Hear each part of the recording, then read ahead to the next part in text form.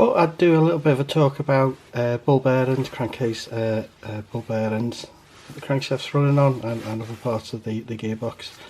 One of my pet hates is blasting the crankcase using water jet and things like this, because it got media in it.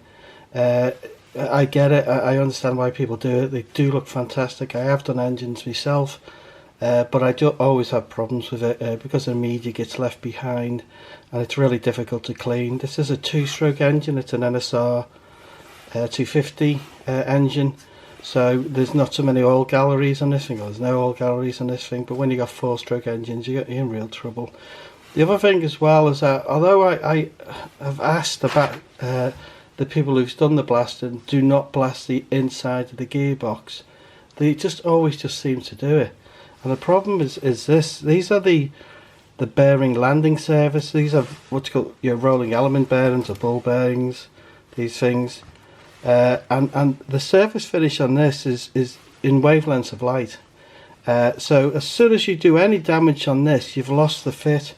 And the thing with ball bearings is that it's when they clamp down, it's actually an interference fit, and it needs that for bearing longevity. Okay, if you don't have that, if you've lost that, you're going to lose bearing life. But the other thing is, well, you're going to lose bearing fit.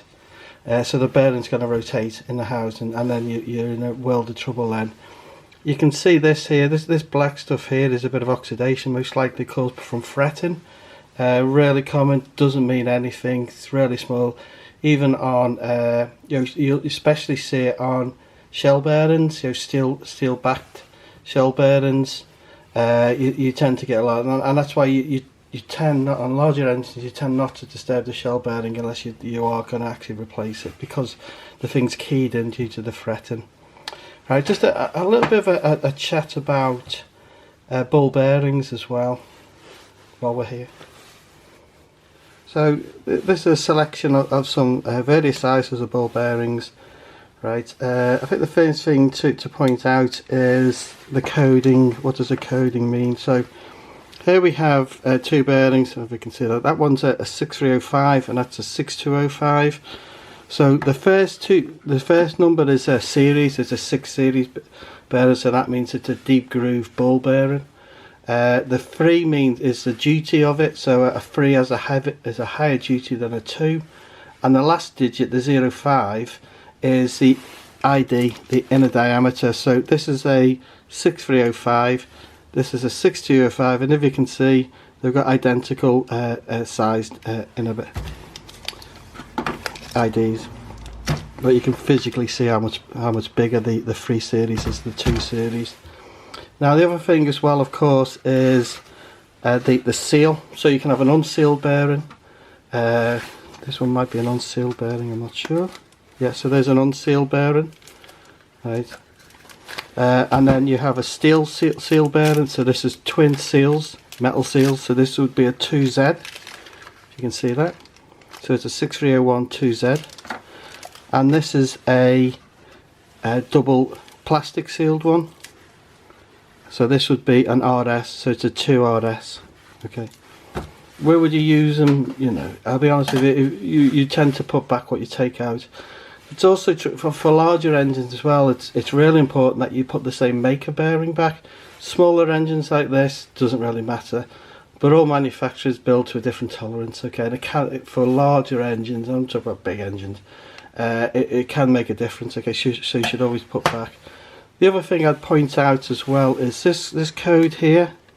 So this bearing here is a C3, so it's a 6204 C3, so we'd expect to see this unsealed, and the C3 means that it has increased clearance. So where would you use an increased clearance bearing? So you use it where there's higher temperatures, or you use it where the thing's rotating at higher speeds. Okay, so you need the bearing to be able to grow.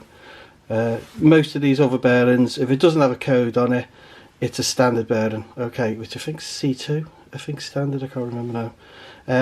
For those of you are as old as me, the code, they didn't have these codings, the C3 coding stamped on them. Instead they had blue dots, so 3 blue dots would mean it's a C3 equivalent bearing. Okay, So really important that if you take out a C3 bearing, you make sure you put a C3 bearing back in. If you don't do that, the chances are that bearing's going to run hot.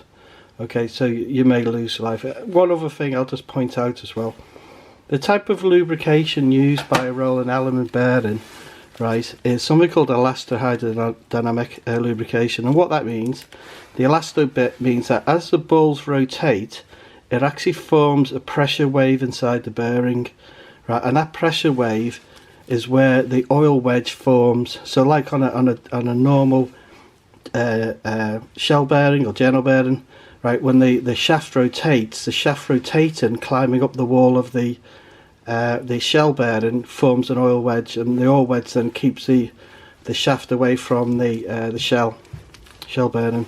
For these ones it's different. What happens is that it actually creates a pressure wave in front of it, so you get a little bump in the metal from the outer and inner race, and so what happens then is the ball kind of rotates, and the problem with that is that you get micro cracking. So what happens is subsurface, you get the material breaking and then rewelding, breaking and rewelding, which is fine, you know, that's what it's designed to do. What can happen though is you start getting vertical fissures where the pressure waves form, and you can get hydraulic oil going down into that, and that then gets locked into those fissures which follow the path of the bearing rotation, right? And you can't reclose, so the bearing, it has to relieve the stress. So what happens is the crack grows, and that's how you start getting pitting. Okay, so that's how pits are formed. It's actually the same mechanism, funny enough, that pits and roads are formed exactly the same mechanism. So what does that mean in practice? Okay, so nothing to worry about, don't go into panic. Really well known about, it's been known about for many years, this, but what it does mean is that bearings have a finite life. Okay, that's what it means. Now, by design, right, and the loading which occurs in most engines, you're never going to get near that life. But on things like electric motors, which just run continuously day in day out, these it is a real important issue, and that's why you do all this condition-based monitoring. You look for vibrations, and also you change out on a periodic basis. But what I would say though is, if you have a gearbox apart and you have opportunity to change the bearing, you should always change the bearing. As long as you change it with one of a good reputable make, to go buy some cheap rubbish off eBay or other, I'm sure other company sources are just as bad, right?